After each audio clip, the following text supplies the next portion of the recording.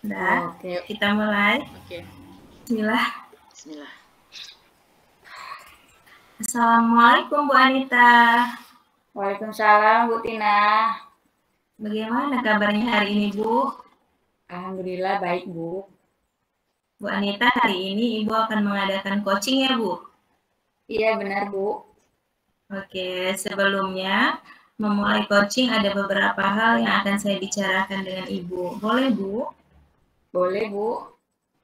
Ya, nanti pada saat coaching antara coach dan coachee akan saya amati berlangsungnya coaching. Apakah sudah sesuai dengan alur Tirta atau belum? Kemudian, apakah Ibu sudah memberikan pertanyaan-pertanyaan yang berbobot sesuai dengan kata kunci yang disampaikan oleh coachee? Dan nanti juga saya akan mendengarkan respon dan jawaban dari coachee. Apakah sudah sesuai dengan pertanyaan yang nanti Ibu akan sampaikan? Dan jangan lupa nanti ya Bu, ya harus disesuaikan dengan prinsip coaching diantaranya kemitraan, proses kreatif, dan juga memaksimalkan potensi. Baik Ibu. Nah, kalau begitu, sebelum memulai coaching, ada beberapa pertanyaan yang akan saya tanyakan ya Bu. Kompetensi apa yang ingin Ibu kembangkan dalam proses coaching hari ini? Kompetensi yang ingin saya kembangkan dalam proses coaching hari ini Bu, tentunya adalah kompetensi inti coaching itu sendiri Bu. Yang pertama tentang kehadiran penuh, kedua mendengarkan aktif, dan yang ketiga mengajukan pertanyaan berbobot kepada coaching. Baik, jadi Ibu ingin mengembangkan ketiga kompetensi ini. Kalau begitu, di antara ketiga kompetensi tersebut, yang mana kira-kira yang lebih spesifik yang akan Ibu kembangkan nanti pada saat melakukan coaching? Iya Bu, adapun kompetensi yang lebih spesifik yang ingin saya kembangkan yaitu mendengarkan aktif dan mengajukan pertanyaan berbobot kepada coach Ibu.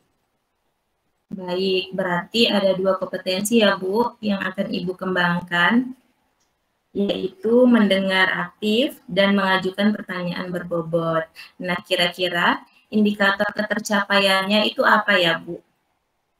Ya Bu, adapun indikator yang ingin saya capai pada coaching hari ini adalah saya ingin nantinya coach dapat menemukan sendiri solusi permasalahan yang sedang dihadapinya Bu.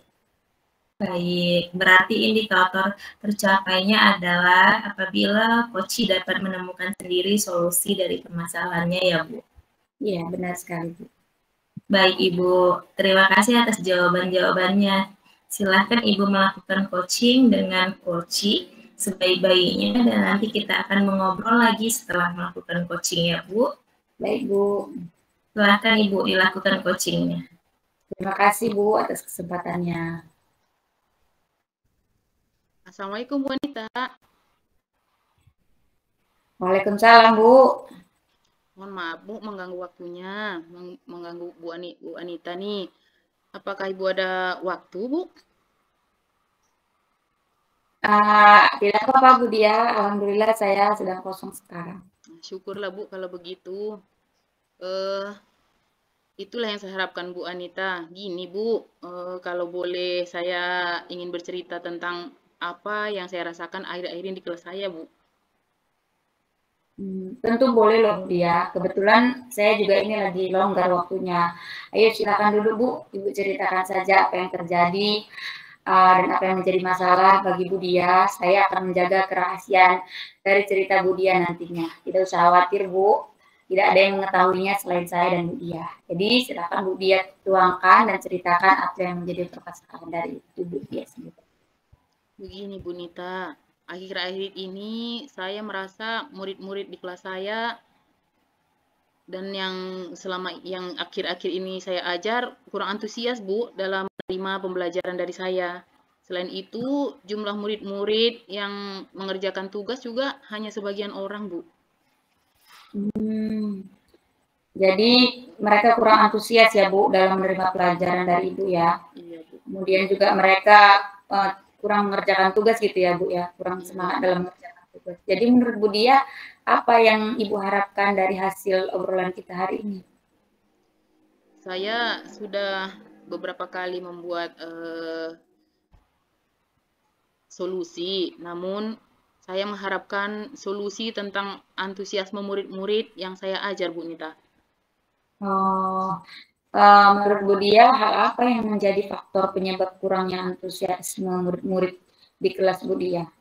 Ya, kalau saya ingat-ingat kembali sih Bu Nita, hal yang menyebabkan murid-murid saya kurang antusias adalah pembelajaran saya sepertinya sedikit membosankan, Bu. Terlalu monoton, saya selalu dominan untuk berbicara, bercerita, berceramah di depan murid-murid saya. Saya juga kurang memberikan kesempatan buat murid saya untuk berpendapat atau kurang aktif berbicara pada pembelajaran saya, Bu Nita. Oh, begitu ya Bu ya. Jadi kira-kira Bu, apa saja yang membuat murid di kelas Ibu itu antusias dalam pembelajaran Bu, menurut Ibu? Menurut saya sih, murid-murid pasti menginginkan pelajaran yang asik ya Bu ya, yang tidak monoton dan tidak juga membosankan gitu Bu. Wah ya Bu, saya juga sependapat dengan Ibu. Lalu menurut pendapat Ibu, apa saja yang kira-kira bisa membuat murid-murid asik gitu di kelas dan tidak bosan pada pembelajaran? Setelah saya amati, menurut saya pembelajaran harus terpusat pada murid, Bu. Kemudian murid tidak diminta, murid saya minta untuk aktif dalam pembelajaran. Kemudian juga sekali-sekali saya harus membuat ice breaking atau games supaya pembelajaran lebih menarik gitu, Bu Nita. Berarti menurut Ibu pembelajaran itu harus berpusat pada peserta didik ya Bu ya? Ya, mereka yang aktif dalam pembelajaran, ada gamesnya, ada ice breaking-nya gitu ya Bu ya? Ya, Bu. Lalu bagaimana dengan tugas yang diberikan kepada murid-murid Ibu? Apakah penyebabnya sehingga kurang antusias mereka dalam pengumpulan tugas itu? Nah, itu dia Bu, kemungkinan memang karena tugas saya terlalu banyak mungkin Bu Nita. Dan berisi banyak pertanyaan tanpa saya memberikan sumber belajar yang beragam dan mengasihkan untuk mereka begitu Bu. Berarti menurut Ibu memberi tugas terlalu banyak gitu ya Bu? Ya. Kalau boleh tahu Bu, Ibu menggunakan sumber belajar apa aja di kelas ya Bu? Selama ini saya biasanya menggunakan buku teks pegangan murid Bu, dan buku yang ada di perpustakaan. Terkadang-kadang saya juga menggunakan gambar-gambar yang relevan untuk media di depan kelas Bu. Nah, berarti Ibu menggunakan buku teks pegangan murid dan guru. Selain itu Bu, kira-kira ada lagi tidak sumber belajar dari yang Ibu sebutkan tadi? Saya pikir banyak sih Bu jadi sumber belajar ya Bu ya. Sumber belajarnya itu seperti video dari YouTube, kemudian artikel di blog, atau tulisan ilmiah di internet, atau bisa juga menggunakan aplikasi yang sedang trennya Bu ya. Ya seperti TikTok, Facebook, IG, itu juga saya pikir bisa jadi sumber belajar nantinya ya Bu ya.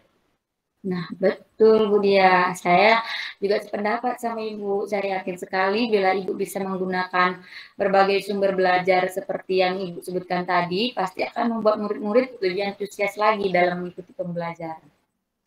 Jadi Bu, sekarang kira-kira apa ya Bu yang menjadi rencana Ibu untuk menyelesaikan masalah ini? Ya, saya dari hasil pembicaraan ini, saya memikirkan rencana-rencana yang pertama yaitu merancang pembelajaran yang mengasihkan dengan menggunakan sumber-sumber belajar yang beragam seperti video YouTube atau TikTok. Kemudian saya juga akan merancang pembelajaran yang berpusat pada murid yang membuat mereka aktif, Bu, sehingga mereka tidak bosan dengan pembelajaran yang monoton yang selama ini saya buat. Kemudian saya juga akan memberikan tugas yang tidak terlalu banyak, sehingga mereka tidak bosan dengan tugas-tugas yang saya berikan.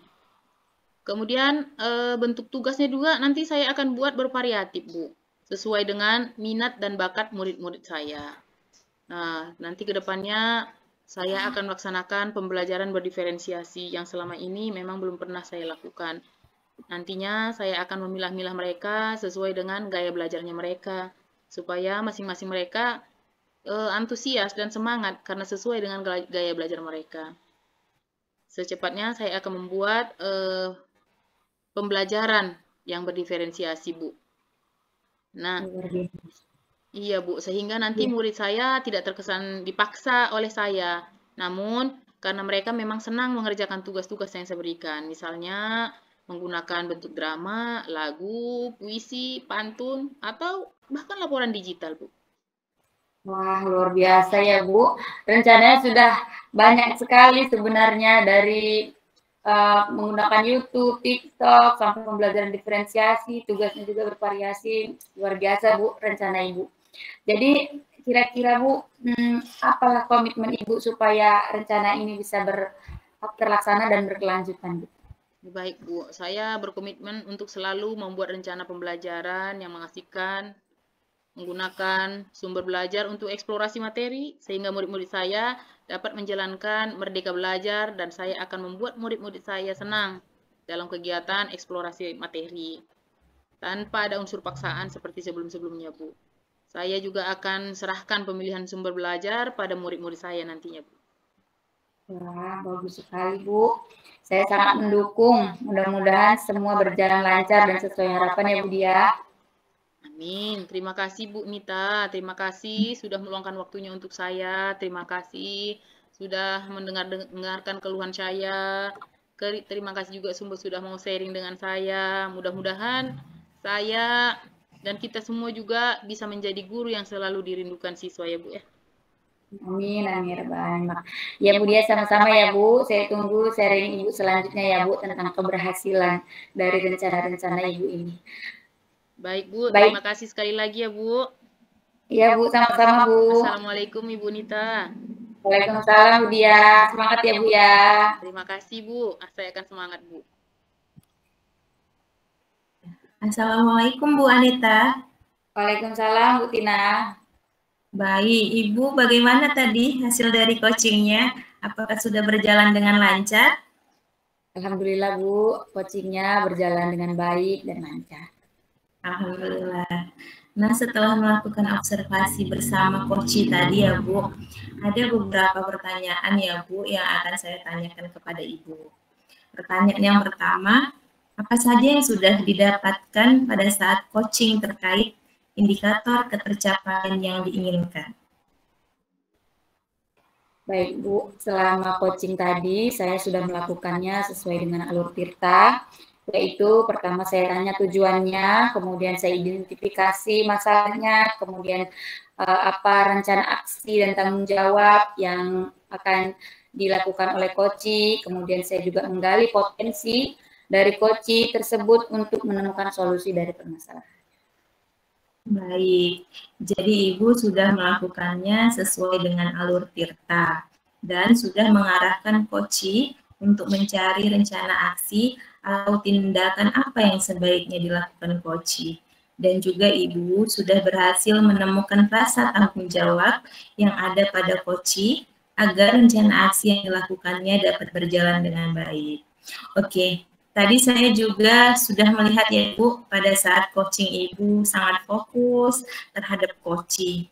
Artinya Ibu sudah melaksanakan presence atau kehadiran penuh, sudah juga Ibu mendengarkan aktif, dan tentunya Ibu sudah mengajukan pertanyaan-pertanyaan berbobot ya Bu ya, sesuai dengan kata kunci yang disampaikan coaching. Luar biasa apa yang Ibu sudah berikan untuk proses coaching hari ini. Mudah-mudahan Ibu sukses ke depannya dan diberikan kemudahan untuk coaching-coaching berikutnya. Oh ya, satu lagi ya Bu, untuk ke depan, kompetensi apa lagi yang ingin Ibu kembangkan berdasarkan hasil melakukan coaching hari ini? Baik Bu, untuk kedepannya kompetensi yang ingin saya kembangkan adalah saya ingin lebih mendalami alur Tirta ini Bu, terutama dalam menemukan pertanyaan berbobot untuk lebih menggali lagi permasalahan yang ada pada coaching, supaya kedepannya coachingnya ini akan lebih baik lagi. Baik Ibu, luar biasa sekali ya Bu. Jadi Ibu akan mendalami alur Tirtanya lagi ya Bu, agar lebih baik lagi ke depan. Terima kasih ya Bu, sudah melakukan sesi ini, sudah melakukan coaching dengan alur Tirta. Saya akhiri sampai di sini ya Bu. Terima kasih atas kesempatannya. Saya akhiri dengan Assalamualaikum warahmatullahi wabarakatuh. Waalaikumsalam warahmatullahi wabarakatuh.